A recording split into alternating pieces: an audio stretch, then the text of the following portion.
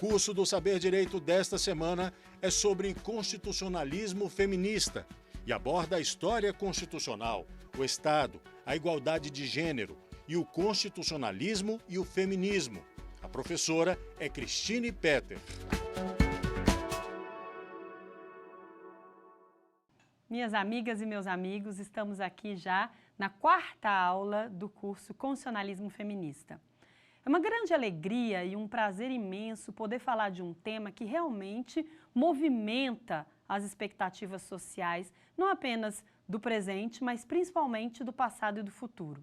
O constitucionalismo feminista é uma dessas propostas que colocamos à disposição da sociedade contemporânea como algo que tem história, que tem estofo, que tem lutas, que tem nomes, que tem mulheres, que tem homens, que tem, enfim, uma gama de energia, de pessoas que se colocaram à disposição de algo que é uma necessidade social e uma vontade imensa da comunidade jurídica, política, social, mundial para que aconteça. Claro, existem muitas forças que colocam o feminismo ou que colocam a ideia de um constitucionalismo de inclusão ou da igualdade como algo a ser conquistado e a ser lutado com unhas, dentes, garras, guerras ou sei lá mais o que. Mas é importante que nós estejamos sempre à disposição de uma possibilidade de considerar que o constitucionalismo feminista é uma dessas promessas não cumpridas do constitucionalismo contemporâneo. Em nenhum momento, em nenhum lugar geográfico, se imaginava que no século XXI ainda estivéssemos de alguma forma envolvidos em lutar e dizer aos que estão no poder que é muito importante a paridade de gênero para a inclusão e a consolidação da democracia.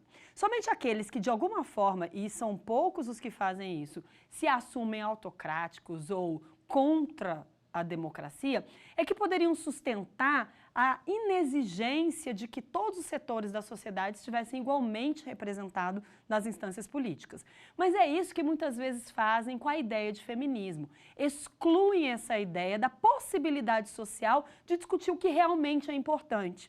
Muitas vezes, quando me chamavam a estudar o feminismo, ou que me colocavam esse desafio de falar da Constituição, dos direitos de igualdade, dos direitos fundamentais pela perspectiva feminista, eles me davam a chance de colocar esse ponto de dúvida, que é uma dúvida social subjacente.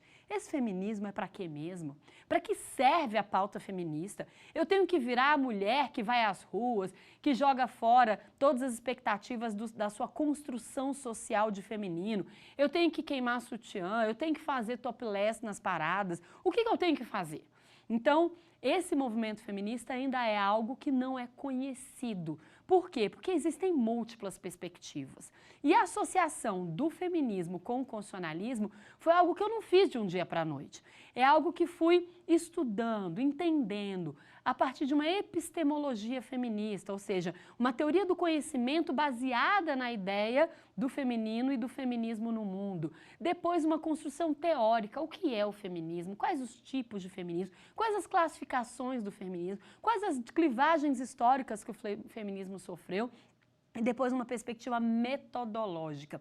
Como se posicionar como uma professora de direito constitucional ou como uma intérprete da Constituição a partir do olhar feminista?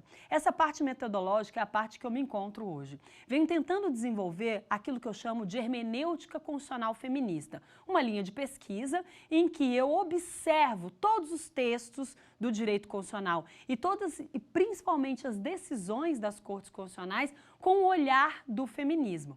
E no primeiro momento, eu tive que me colocar à disposição disso olhando para a teoria feminista que está fora do direito. Então, para encontrar uma resposta jurídica, para encontrar um método que pudesse me qualificar para uma análise jurisdicional plena a partir da perspectiva feminista, foi preciso ir ao feminismo, estudar a sua história, estudar suas autoras, estudar as suas clivagens, estudar as suas rupturas, estudar as suas necessidades, para que a partir disso pudéssemos de alguma forma compartilhar com aquelas que não são do direito, que estão estudando feminismo na ciência política, ou na sociologia, ou na antropologia, ou na economia, ou na medicina, ou na engenharia, temos feministas por todos os lados, nós pudéssemos compreender melhor qual é a pauta comum que pode unir todos os nossos feminismos. E eu até hoje encontro na palavra inclusão a resposta mais serena, mais abrangente para a ideia do feminismo. Então, constitucionalismo e feminismo têm muitas interseções, mas a principal delas é que tanto no constitucionalismo quanto no feminismo, como movimentos políticos e movimentos sociais, o que se queria era a inclusão dos excluídos, a inclusão daqueles que não participavam, a inclusão daqueles que estavam desconsiderados e eram indiferenciados nas sociedades vigentes à época. Então, o constitucionalismo queria a inclusão daquele que não era nobre e daquele que não era membro de uma determinada denominação religiosa, clero e nobreza, portanto. E o feminismo que queria? A inclusão da mulher, em primeiro lugar, mas principalmente de todos aqueles que, associados à condição de gênero feminina, estavam igualmente alijados de todos os processos sociais, históricos, políticos, antropológicos e até mesmo existenciais. Então é muito importante que a gente perceba como primeira premissa do constitucionalismo feminista essa interseção entre constitucionalismo e feminismo. São movimentos sociais, políticos, de reverberação em todas as áreas, como a antropologia, construção de culturas e de ética social, a economia, a própria ciência política, é dentro desse ambiente de inclusão versus exclusão.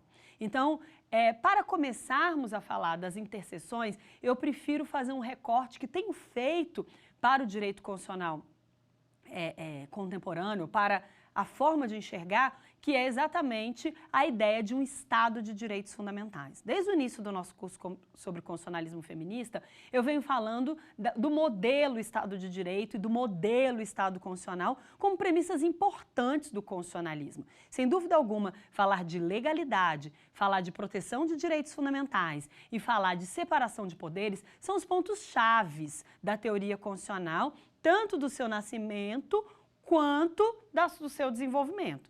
Então, dentro dessa possibilidade, dessa perspectiva, falar do feminismo e do constitucionalismo é também buscar quais os meios que nós temos de alguma forma, induzir, ou, a expressão que o direito mais gosta, né, coagir os outros a prestar atenção em todos os direitos, em todas as pessoas, em todas as instituições que vão, de alguma forma, concretizar as expectativas de inclusão do constitucionalismo. Então, o feminismo é um mecanismo, né, como movimento, como luta, como história, como teoria, como epistemologia, como metodologia, de incluir todos quantos estejam excluídos, na perspectiva jamais contemporânea, em relação ao que o constitucionalismo conseguiu fazer sozinho. Então, falar em constitucionalismo feminista, para mim, é quase uma redundância. Depois que eu estudei o que significa feminismo, o que significa a inclusão das mulheres no seio das sociedades democráticas na idade contemporânea da história, depois que eu entendi a luta das sufragistas, ou mesmo a luta das mulheres que lutavam pela autonomia dos seus próprios corpos, a autonomia da sua própria existência, a autonomia da sua própria opção de estar ou não casadas, a autonomia das suas próprias escolhas profissionais ou de estudo, tudo isso conquistado quase que anteontem, ou seja, a partir das décadas de 50, 60, 70, 80, 90, até hoje em alguns países, essa é a expectativa das mulheres poderem estudar, poderem se formar, poderem ter uma profissão que escolherem, poderem ser autônomas na sociedade para dizer com quem vão ou com quem não vão se relacionar. Essa autonomia da mulher e de todos aqueles que de alguma forma compreendem a exclusão de gênero como uma perspectiva social muito cruel, é algo que precisa ser pontuado na história. E aí vem toda essa perspectiva de um constitucionalismo também que se desenvolveu a partir dessas ideias, e é isso que eu vou tentar apresentar a partir da nossa expectativa e dos nossos objetivos da aula de hoje. O constitucionalismo, ele se inicia, ou pelo menos se coloca à disposição, a partir de revoluções liberais, como nós estamos falando desde o primeiro dia desse nosso curso. Então, obviamente, que a primeira dimensão de direitos fundamentais que surgem como importantes nesse contexto que eu tenho chamado de Estado de Direitos Fundamentais são os direitos de liberdade. Os direitos de primeira dimensão, portanto, são os direitos vinculados a uma perspectiva de uma liberdade individual, de uma liberdade de sujeitos conhecidos, de uma liberdade de pessoas que estavam sendo contempladas pela primeira onda do constitucionalismo mundial. O constitucionalismo liberal é aquele que inaugura as expectativas de um modelo social e político baseado na legalidade, na proteção de direitos fundamentais e separação de poderes. Mas nós já sabemos que não foram todos os sujeitos humanos, ou seja, todas as pessoas que foram consideradas dignas dessas benesses ou desses direitos que foram reconhecidos no primeiro momento. Somente aqueles homens que tivessem determinada renda e que não fossem excluídos por uma condição de raça ou de etnia ou de gênero é que poderiam fazer parte da comunidade política que iriam escolher os seus próprios destinos. Então, essa comunidade política que iria escolher os seus próprios destinos era formada basicamente numa sociedade patriarcal por homens brancos e no Ocidente vinculados a etnias ou a raças das metrópoles, né? Ou seja, não vinculados a uma possibilidade de subordinação colonial. Então, é muito importante que tenhamos na linguagem do constitucionalismo feminista a presença dessa primeira onda. Existem pessoas que realmente acreditam que o Estado liberal de direito é o Estado que não acolhe, que não percebe ou que é absolutamente indiferente a tudo que não seja este padrão do final do século XVIII, início do século XIX de cidadania. Estudamos os homens dessa época, festejamos as doutrinas e as filosofias dos homens dessa época e estamos à disposição desse constitucionalismo liberal como se ele tivesse ficado lá, sem interferências, intocado durante todos esses 2 séculos e meio, né, daquilo que nós já vivenciamos como experiência constitucional contemporânea. É um erro, mas ainda é uma fórmula de se usar o feminismo como uma contradição com a origem do constitucionalismo.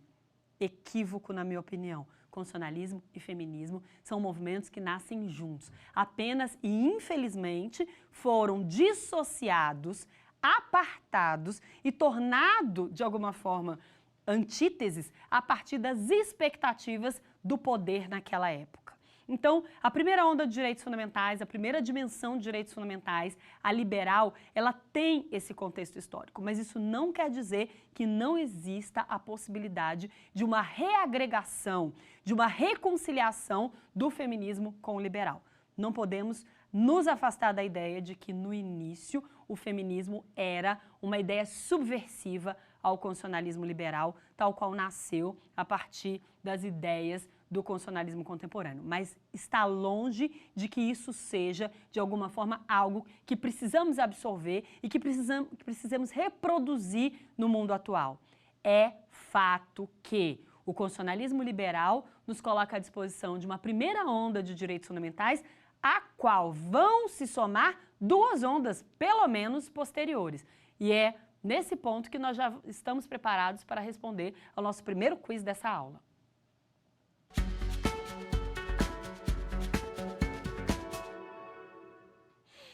Sobre as 3 dimensões dos direitos fundamentais, é correto afirmar: alternativa A, remonta ao século XV, quando surgiram as primeiras constituições escritas da Europa? Ou B, são ondas de direitos que se acumulam no século XX? Ou será que é a C? São ondas de direitos fundamentais que se complementam desde o século XVIII até nossos dias? Ou, por fim, a alternativa D, são gerações que marcam o início e o fim de direitos fundamentais com determinadas categorias. As 3 dimensões, na verdade, são 3 pautas ideológicas que prevalecem dependendo de determinado momento histórico. Então, quando nós falamos nas dimensões dos direitos fundamentais, necessariamente temos que prestar atenção naquilo que se consagra como a ideologia ou o tipo de ideologia mais candente, mais aceita e mais prevalecente numa determinada época histórica.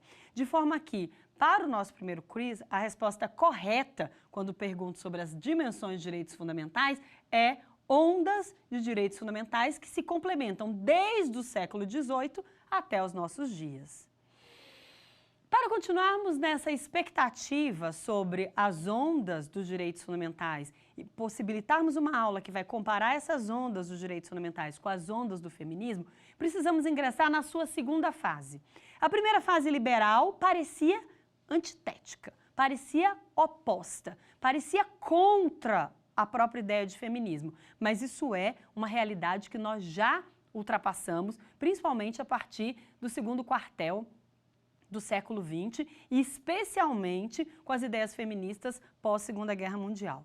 Mas é muito importante que venhamos a entender a segunda onda dos direitos fundamentais para entender, sim, o surgimento do feminismo e quando esses dois movimentos, que são tão parecidos, que têm origens tão comuns, se encontram, se casam e permanecem unidos aí aos trancos e barrancos. A ideia é: a segunda onda dos direitos fundamentais remonta a um movimento de inclusão daquela comunidade que se percebeu excluída pelo movimento liberal. Ou seja, não apenas os burgueses, ou seja, aqueles que viviam nas cidades, não apenas os homens brancos de determinada renda ou os proprietários de terra poderiam ser contemplados por uma revolução do tamanho do constitucionalismo. Então, logo se percebeu que era preciso, além de liberdade, se ter igualdade. Se contemplar que o direito ao voto, o direito à participação política, o direito à assunção de cargos, o direito à participação na sociedade educada, pudesse ser um direito realmente de todos. Então, o movimento, segunda onda de direitos fundamentais, ou segunda dimensão dos direitos fundamentais, ela é associada aos direitos de igualdade. As coletividades começaram a se organizar, é o tempo em que sindicatos, corporações, instituições começam a ser mais visíveis no plano concreto da sociedade e como organizações que fazem face ao poder pela perspectiva do coletivo.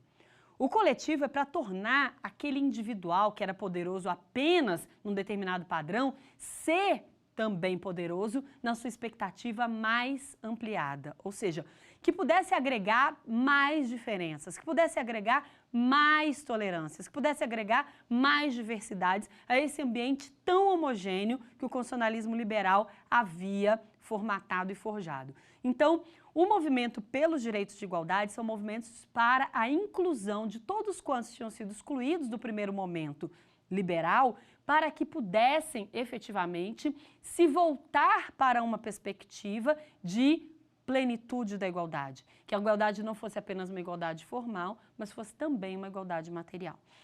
Então, dentro dessa perspectiva, é preciso entender que a segunda geração de direitos fundamentais, direitos coletivos, direitos sociais, direitos econômicos e culturais, direito das mulheres, direito dos índios, enfim, toda essa perspectiva dos direitos dos excluídos vinha sob a pecha de igualdade, vinha sob o manto dos direitos de equalização de todos os seres humanos nas sociedades. Mas estamos falando do século XIX, um século ainda muito restrito em termos de evolução sociopolítica e cultural. Muito embora grandes coisas tenham acontecido, a velocidade era muito menor do que nós presenciamos no século XX, especialmente no último quartel do século XX. Então, esse direito de igualdade, ele foi fermentando e ele foi se consagrando na sociedade sob a influência de algumas doutrinas e de algumas ideologias. A mais famosa, a mais importante delas, sem dúvida alguma, é o marxismo e o comunismo. Então, dentro dessa perspectiva, é muito fácil associar a perspectiva da igualdade ao marxismo e ao comunismo. Mas essa não é uma realidade que se coloca à disposição da análise mais ampliativa do movimento pela igualdade. Os direitos fundamentais de segunda geração são, sim, direitos que se colocam à disposição de determinadas correntes ideológicas, mas não necessariamente essas correntes ideológicas eram as únicas que influenciavam os direitos de igualdade. Uma perspectiva um pouco mais complexa, um pouco mais vertical do que sejam os direitos fundamentais de segunda geração, vai perceber que as próprias liberdades ganham uma nova característica a partir da influência da teoria da igualdade e das teorias sociais. Ou seja, a perspectiva do indivíduo deixa de ser puramente individual e passa a ser individual coletivizada. O que isso quer dizer?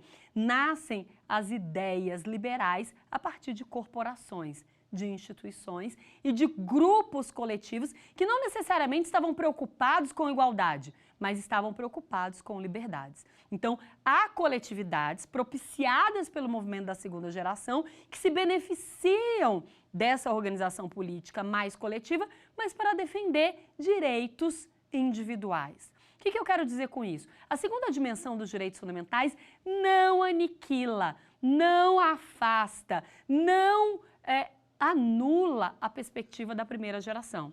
Elas se aglutinam, elas se colocam à disposição de uma confusão, de uma fusão, de uma junção de expectativas. As liberdades agora passam a ser liberdades guiadas também pela perspectiva do outro. A sua liberdade, como dizia a filosofia política clássica, ela tem como limite essencial, intrínseco, inafastável, a liberdade do outro. Essa já é uma perspectiva bastante coletiva da ideia de liberdade. Você não vai até onde você quer, você vai até onde o outro permita que você vá. Então, dentro dessas expectativas, as relações de poder, a ideia de legalidade, a ideia de proteção de direitos fundamentais e a ideia de separação de poderes ganha um novo limite, que é o limite do outro. A expectativa da igualdade é sempre a consideração de que eu não sou sozinho no mundo, de que eu estou em coletividade, de que eu sou um ser gregário. Então, dentro dessa expectativa,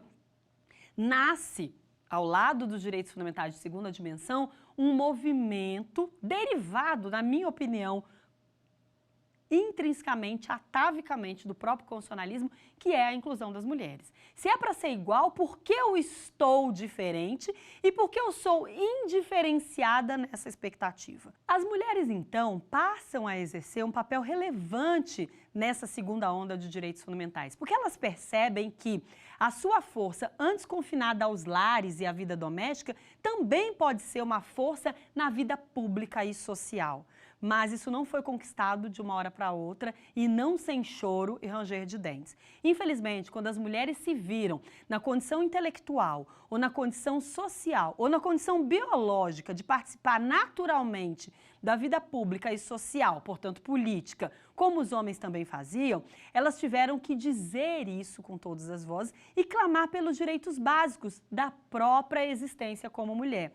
As mulheres não podiam estudar. As mulheres não podiam frequentar os mesmos ambientes públicos que os homens. As mulheres não podiam fazer as mesmas escolhas sociais e profissionais que os homens. As mulheres não podiam sequer ter autonomia para decidir sobre os seus próprios patrimônios, sobre suas próprias vidas.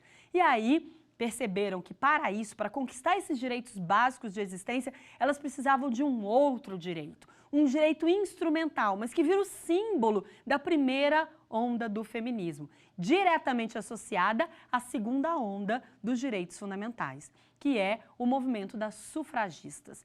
Para conseguir os seus próprios direitos de existir, existir como pessoa, existir como cidadã, existir como profissional, existir como mulher intelectualmente acreditada no meio em que vivia, ela precisava do direito ao voto. Porque se não tivesse direito ao voto, ela não poderia ter representantes.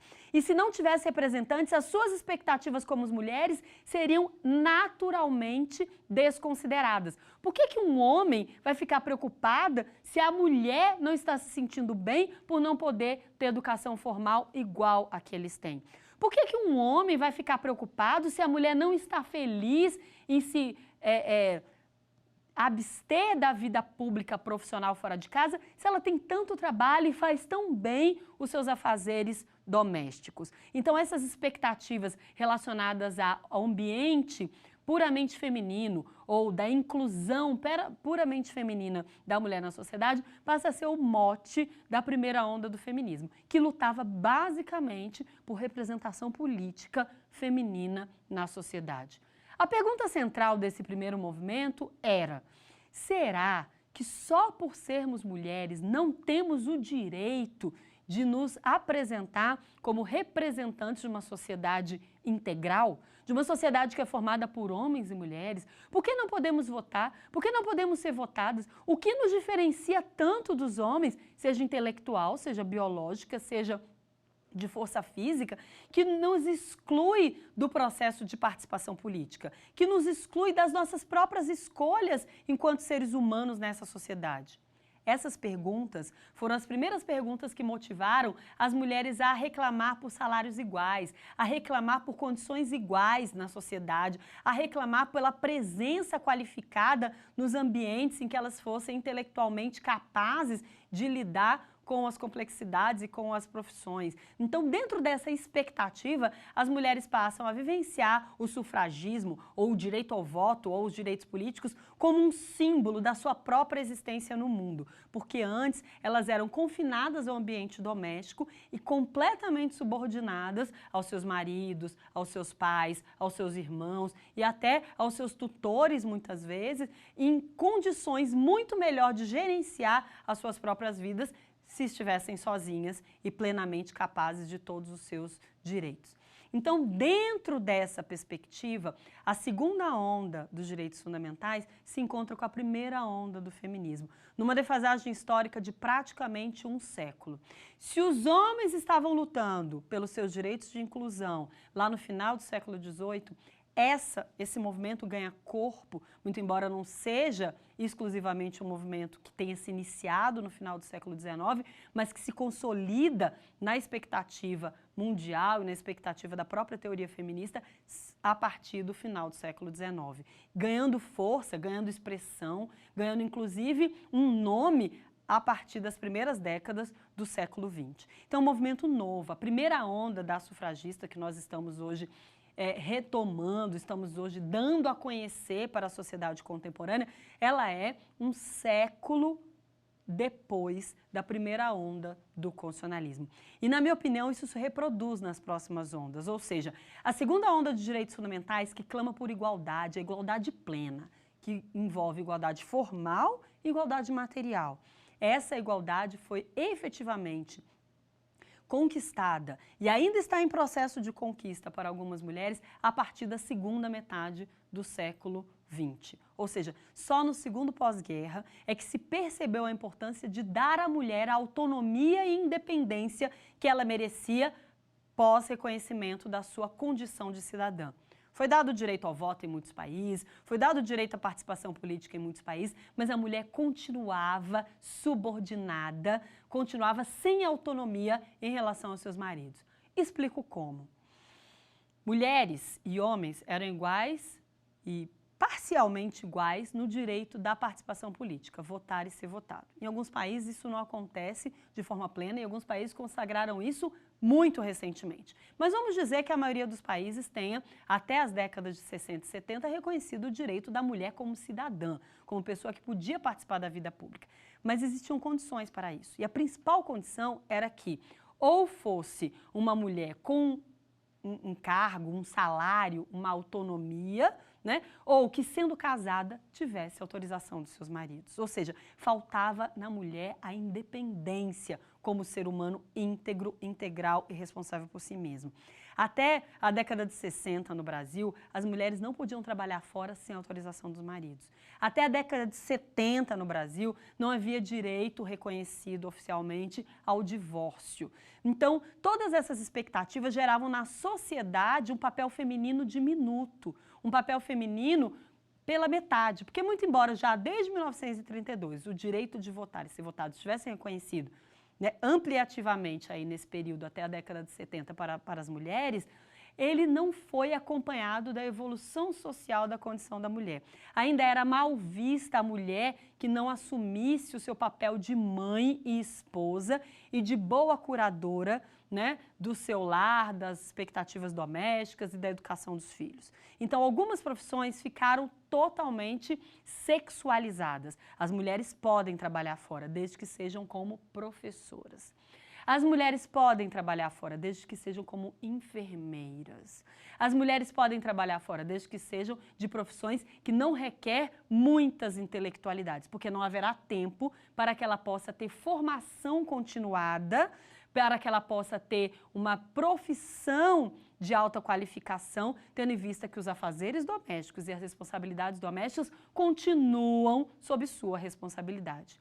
E é óbvio que muitos de vocês e muitas de vocês já estão percebendo que, diante dessas injustiças, ou seja, diante da mulher sendo pressionada a poder sim ir às urnas, votar e até se arvorar de uma forma muito sutil e muito tímida a ocupar cargos políticos, ela não poderia abandonar a sua missão principal neste mundo. Ela não poderia abandonar o seu papel mais importante na sociedade, gerar filhos e cuidar da família. A família inclui o marido, os filhos, os pais dela, os pais do marido e todos quantos possam precisar, porque a mulher é a cuidadora da sociedade. Então, nessa perspectiva, a mulher deixa o ambiente de invisibilidade, ela deixa o ambiente social, vai ao mercado de trabalho, consegue autonomia financeira, consegue autonomia pessoal, podendo se divorciar, podendo escolher novos parceiros, novos maridos, mas não consegue autonomia plena como ser humano livre e igual aos homens. Por quê? Porque essa segunda onda ainda não está completamente absorvida pelas sociedades contemporâneas, final do século XX, início do século XXI, revolução tecnológica, todas as fórmulas disponíveis de acesso ao conhecimento, acesso à informação, acesso à formação e educação formal. Por que as mulheres ainda se sentem excluídas? Onde que está o problema maior desta ou daquela expectativa das mulheres? Por que as mulheres ainda estão lutando por direitos, ainda estão falando em feminismo? Acho que essas conquistas já estão dadas. Não.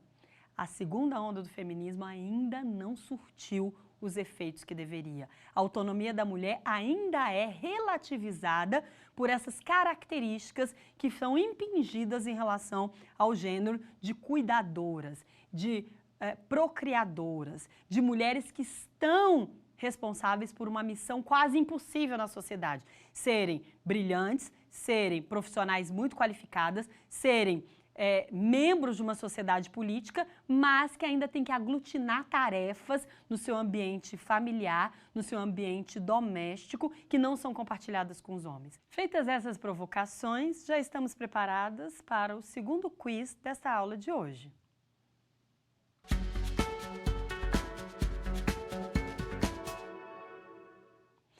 A primeira onda feminista caracteriza-se. Será que é pela luta de homens que percebem a importância das mulheres nas sociedades contemporâneas? Será que é pela luta das mulheres em busca de melhores condições para seus maridos e filhos? Ou pela luta de mulheres que percebem a falta de isonomia no mundo das artes e das guerras? Ou, ainda, pela luta de mulheres que percebem a falta de isonomia com os homens, principalmente na educação e na política? Como nós podemos ver, talvez a luta das mulheres fosse por igualdade, mas não era uma igualdade qualquer nessa primeira onda.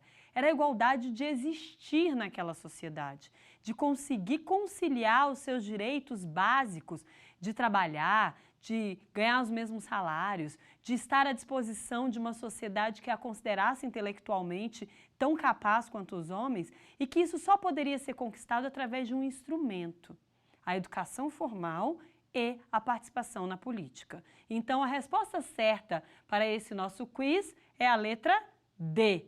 Pela luta de mulheres que percebem a falta de isonomia com os homens, principalmente na educação e na política.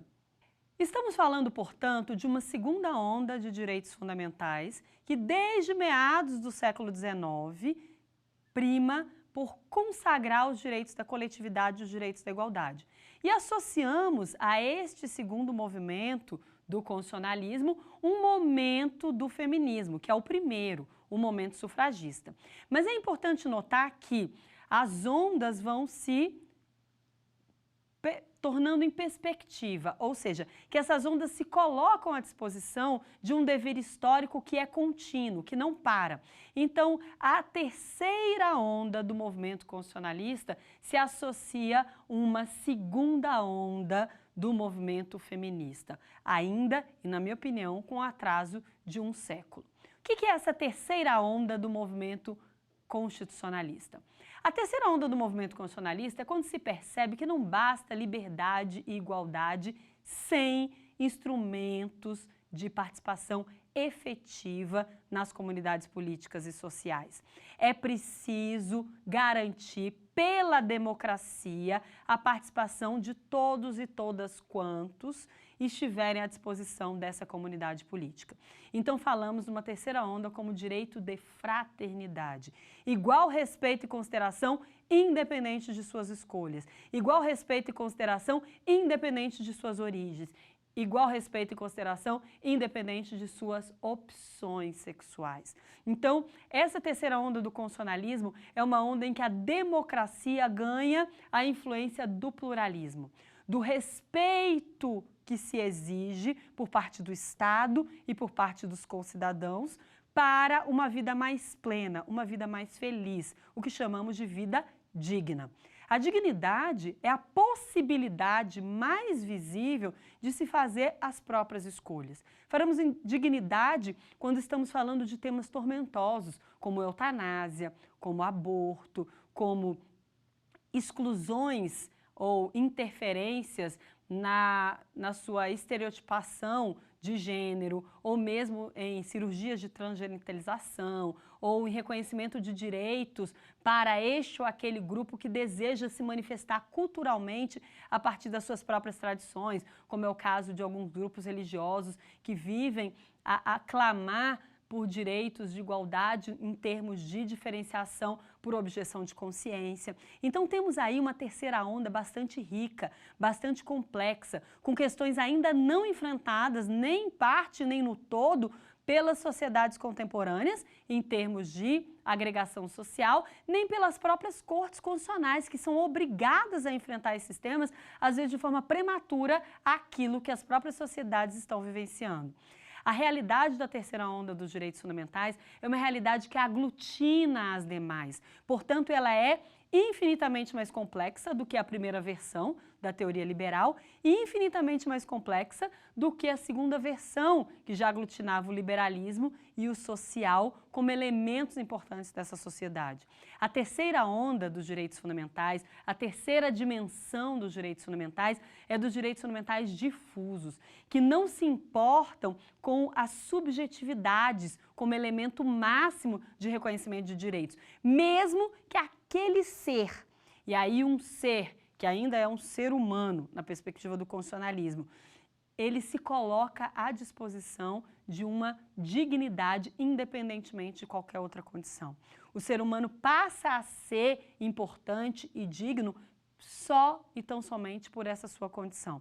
Todas as demais adjetivações que esse ser humano ganhe, seja elas relacionadas ao sexo biológico, ao gênero construído, às escolhas e opções sexuais, à raça, etnia, credo, enfim, qualquer escolha não pode ser dimensionada a ponto de excluir esse ser humano dessa comunidade. E é aí que nasce a ideia de que igualdade é o reconhecimento das diferenças. Mas não é o puro reconhecimento, é o respeito às diferenças. Nesse ponto, é muito importante associarmos a terceira onda do constitucionalismo à segunda onda do feminismo. Por quê? Porque esse direito à igualdade plena, esse direito que as mulheres começaram a reivindicar da sua independência, tem a ver com essas opções e escolhas. O que faz com que a segunda onda do feminismo seja muito breve, porque ela logo se inaugura e logo se instala a partir de perspectivas da chamada terceira onda do feminismo. Vivenciamos ainda a construção muito sutil, talvez até marginal, de um terceiro momento do feminismo que é associado, né, ou prematuramente associado a esse constitucionalismo. Se temos um século de diferença entre a primeira onda do constitucionalismo e a primeira onda do feminismo, e temos quase um século de diferença entre a segunda onda do constitucionalismo e a segunda onda do feminismo, as terceiras ondas estão mais aproximadas. Eu diria que há uma diferença de talvez 20 ou 30 anos para nos separar daquilo que foi a segunda onda, iniciada ali no fim da Segunda Guerra e razoavelmente concluída nas décadas de 90 e nos primeiros anos dos anos 2000 em muitos países do mundo ocidental, mas que já está pressionada por uma terceira onda, que se fosse seguir a lógica centenária ou quase centenária da clivagem histórica de um movimento para o outro, na verdade teria que esperar até 2050, até 2040 para começar a surtir os seus efeitos, mas efeitos que a revolução tecnológica e as pressões sociais adjetivadas por essa revolução tecnológica têm nos colocado à disposição já agora na primeira e na segunda década do século XXI. Então, o século XXI, ele mistura as expectativas da segunda onda do feminismo, que é uma onda por autonomia, por independência, por reconhecimento de identidades, independentemente de qualquer outra condição, e nós associamos a isso a necessidade de uma inclusão mais plural. Ou seja, que a mulher não seja apenas a mulher que nasceu mulher e que se construiu no ambiente feminino, como de alguma forma clamava a segunda onda, mas uma mulher que se diz mulher, uma mulher que quer ser mulher, que mesmo que tenha nascido no outro sexo possa se transformar numa mulher. A mulher que quer se colocar nessa sociedade como acolhedora de todas as expectativas. A mulher que quer deixar de ser mulher, portanto, construir-se no gênero masculino, mas que quer se relacionar com outras mulheres. Então, dentro dessa perspectiva, a sociedade ainda está muito atordoada, porque as opções passam a ser muito múltiplas, muito complexas, mas é importante dizer que essas expectativas não estão a limitar o feminismo, não estão a excluir as possibilidades racionais do feminismo, muito pelo contrário, estão a potencializar o que nós já estamos no direito constitucional e nós já estamos na teoria dos direitos fundamentais a partir do direito constitucional, falando sobre direito à igualdade, à fraternidade e à democracia de forma plena. Só podemos falar de democracia no século XXI se entendermos e vivenciarmos as três ondas do constitucionalismo e as duas ondas e o início da terceira onda do feminismo. Não há como falarmos em democracia se alijarmos 50% dos destinatários dessa democracia para um lugar outro, para um lugar de indiferença, para um lugar de não representatividade. É preciso falarmos em democracia, é preciso falarmos em participação igualitária, é preciso falarmos em humanidade menos estressada por diferenças quando assumimos a possibilidade de que realmente os seres humanos serão considerados iguais e terão tolerância e dignidade por parte dos seus iguais. E aí, a partir dessa perspectiva, já podemos responder a terceira pergunta do nosso quiz da aula de hoje. Vamos a ela?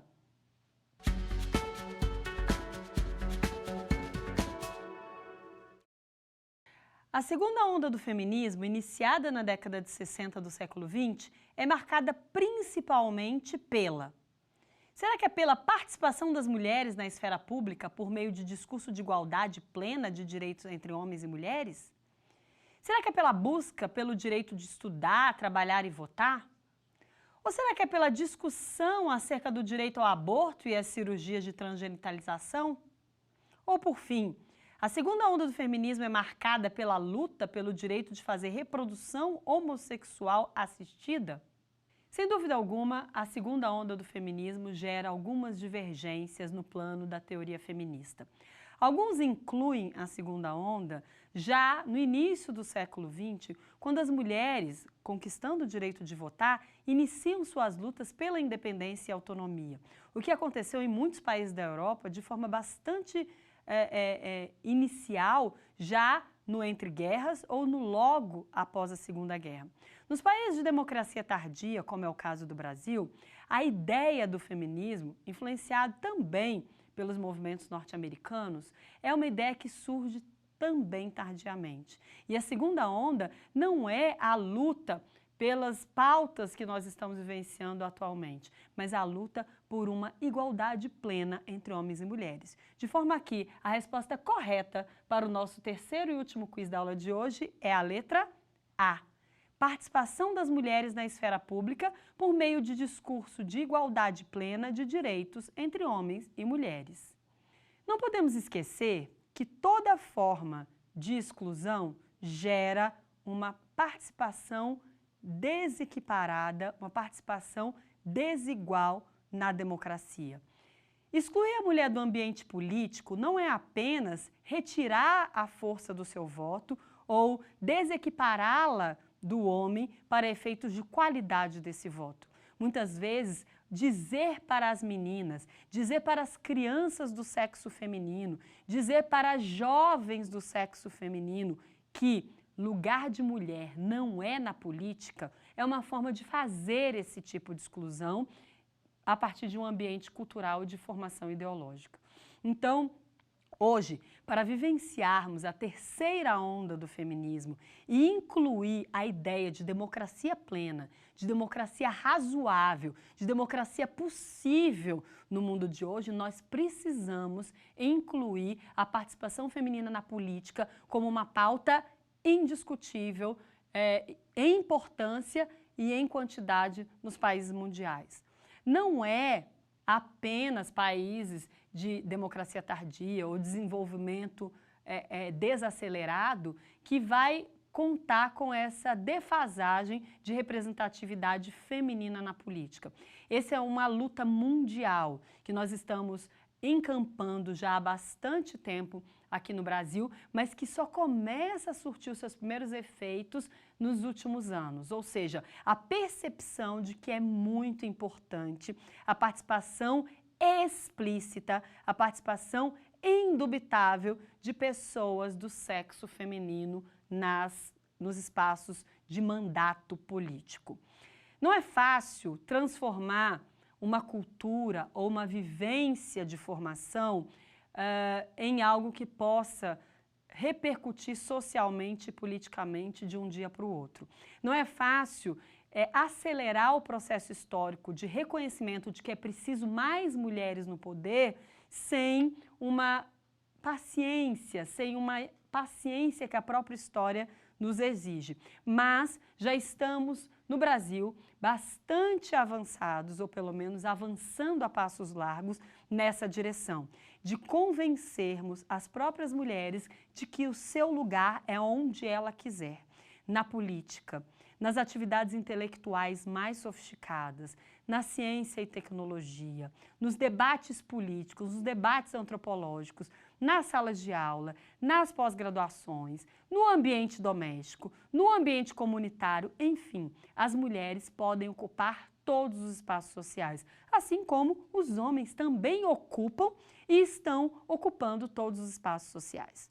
Existe também uma inversão do movimento feminista, que muitas vezes nós chamamos de femismo, que é a tentativa de colocar a mulher no lugar do homem, ou seja, transformar o patriarcado no matriarcado.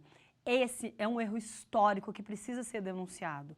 As mulheres não podem e não devem querer assumir o papel hegemônico dos homens na sociedade. Por quê? Porque elas não têm condições, ou porque elas não têm força física, ou porque elas são pacifistas ou românticas demais? Claro que não.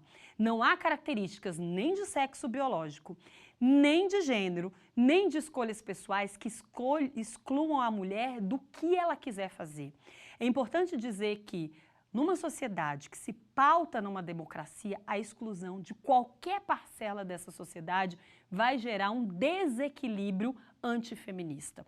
O feminismo necessariamente passa pelo empoderamento das mulheres, quer dizer, colocá-las em processo de poder, mas sem pensar que isso vai gerar a exclusão de quem quer que seja.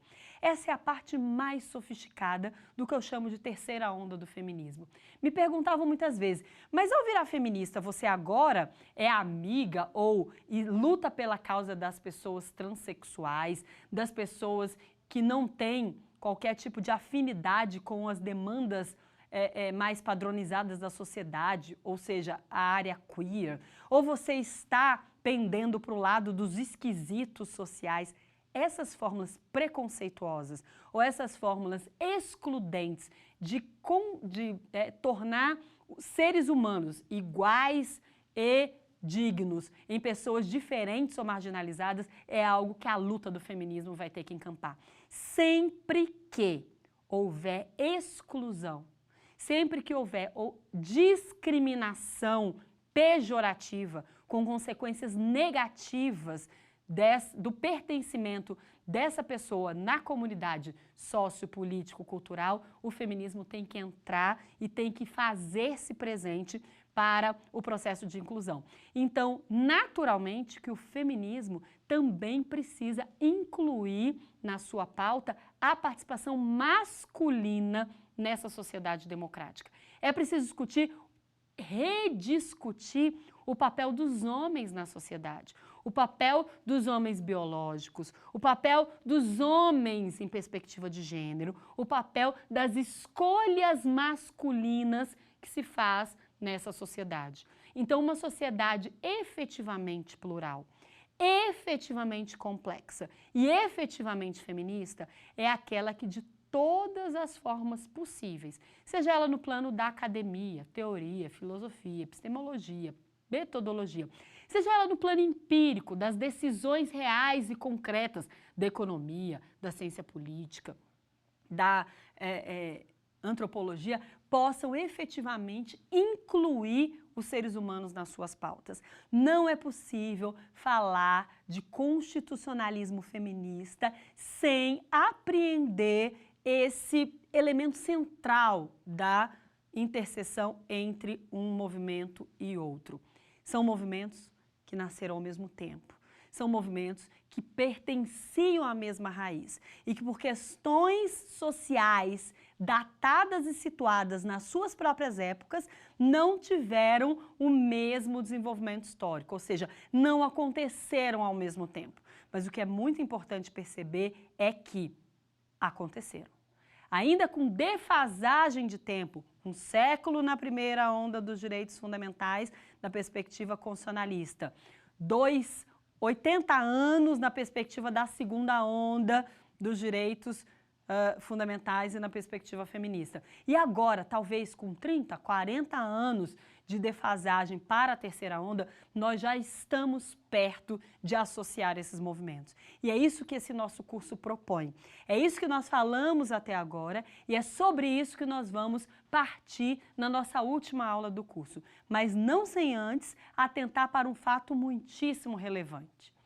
O fato de que todo esse movimento foi encampado a partir de uma literatura muito dedicada, que não tinha o reconhecimento intelectual, mas que nós gostaríamos, de alguma forma, de ressaltar. A professora Carla Cristina Garcia escreveu uma breve história do feminismo. É um livro que não pode faltar nas considerações que fazemos aqui, né, sobre o que é o feminismo, o que se pode esperar da história do feminismo, quais foram as exclusões que o feminismo sofreu enquanto teoria para esse movimento e para toda essa perspectiva que eu venho apresentando aqui no curso.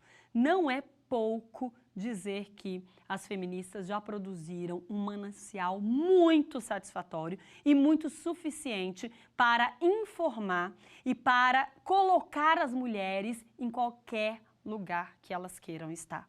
E é por isso que também vou apresentar a vocês um segundo livro das professoras Idete Pereira de Mello e Débora Tomé, chamados Mulheres e Poder, que chama a atenção da participação feminina na política. Uma última questão que sempre me provoca e que deve nos provocar para assistirmos à última aula desse curso é: será que realmente as mulheres têm vocação para a política? Será que realmente elas querem estar à disposição de um ambiente tão cruel, de um ambiente tão duro, de um ambiente de correlações e relações tão diferentes daquela que ela está acostumada nos seus ambientes mais institucionalizados ou mais formatados, seja profissional, seja doméstico. É com isso que eu finalizo essa nossa quarta aula e convido vocês a estarem amanhã comigo para falar sobre o constitucionalismo feminista. Um conceito ainda novo, mas que vai trazer alguns esclarecimentos sobre o que temos pensado nós, as constitucionalistas, acerca do tema.